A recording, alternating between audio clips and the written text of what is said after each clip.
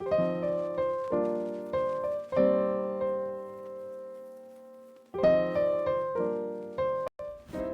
MacBook Air M1 released in 2020 after a lackluster release of the final iteration of Intel. I remember the i3 version and even bought it. It was slow, heated up, and it was really slow. Then there were rumours of Apple making its own chip, and naturally people, including myself, thought that this was a bad decision. I mean, I thought the MacBook would end up like the iPhone and iPad, where only specific apps could be made. It's worked for mobile devices, and yet I didn't think it could work for a laptop.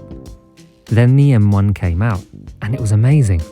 The chip was way faster than the previous iterations that Intel had, and it even competed with some of the higher versions of Intel's CPU. At that time, there were many compatibility issues, however, with a lot of software packages, and Rosetta was doing its best to keep up and mask any issues. Thankfully, developers were straight on it, and the MacBook Air M1 thrived. Bugs and issues were ironed out, and it led to the MacBook Air M1 being one of the most sold MacBooks that Apple had ever made. Apple did a bit too well, however, with the Air M1 because it was providing a great solution for potential Pro users.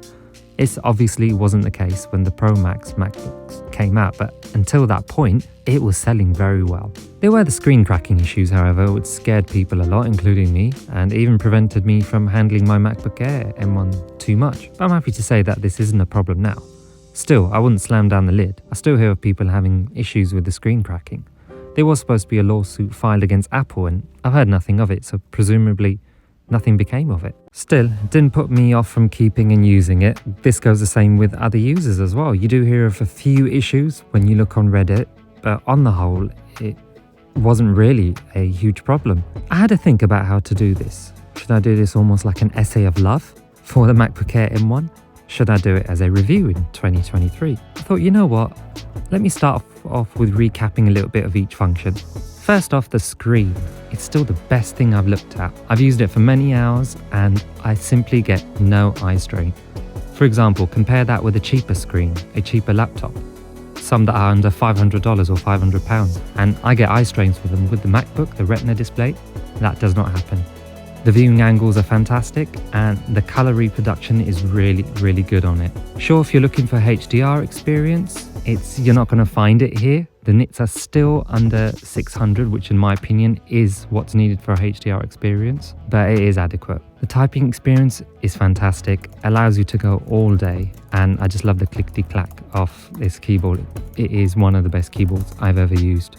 The battery life on this is still the king. I mean, I could charge it to 100%, use it on and off, and maybe need to charge it after a couple of weeks. It's phenomenal, it really is. Trackpad is simply the best. In fact, it's so good, I stopped using other mice with it.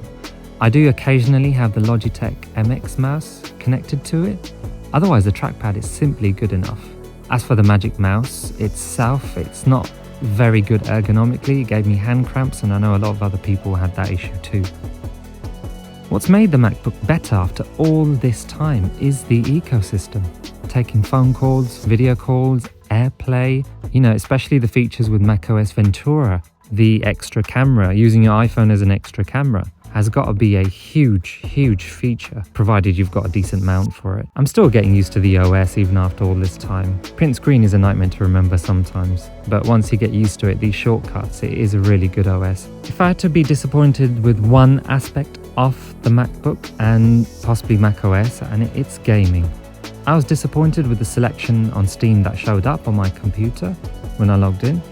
I really wished a lot of the older games could be played out. However, out of my Steam library of over 100 games, only 9 or so showed up. Apple Arcade was the only viable choice outside of cloud gaming, and it was really weak at the beginning. The lineup is a lot stronger. Still, I'm not fond of a service that can remove a game straight away.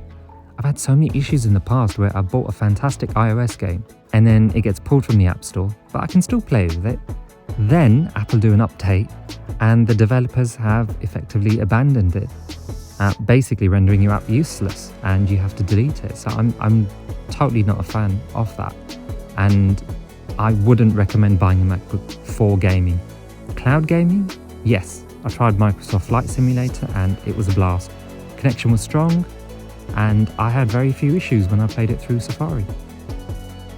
In conclusion, this is still the best laptop I've ever purchased. I certainly don't regret it. worth every penny. Now, it's come down by about £150 on Amazon in the UK, and you can possibly find it for less than £800 on eBay, possibly $800. I mean, Apple still sell this, but it's full price. I wouldn't pay full price for this, not after, coming on to 3 years, really.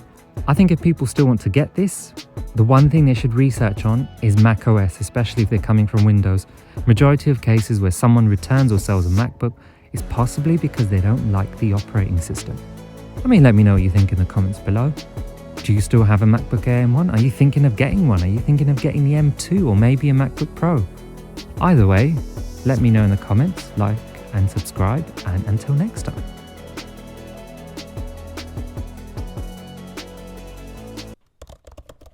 That just sounds so good.